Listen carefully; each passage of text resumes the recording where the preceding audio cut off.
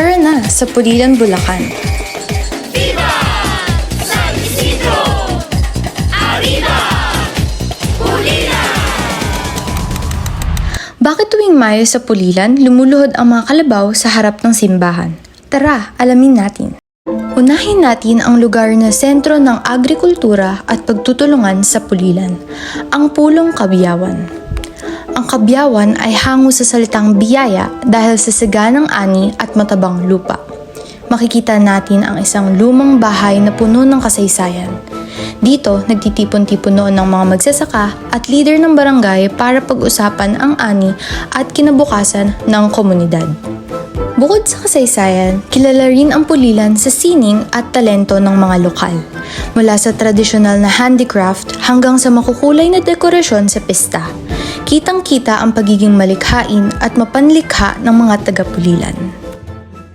Sa unang tingin, parang ordinaryo lumang bahay lang ang Casa San Francisco. Pero ito ay tahanan ng mga unang pamilyang nagpatatag ng komunidad. Dito, nagtitipon-tipon ang mga leader at mamamayan para pag-usapan ang kinabukasan. Bawat haligi at sahig ay may kwento mula sa lumang dokumento, selebrasyon, hanggang sa mga pangarap ng komunidad, isa itong simbolo ng kultura at pagkakaisa.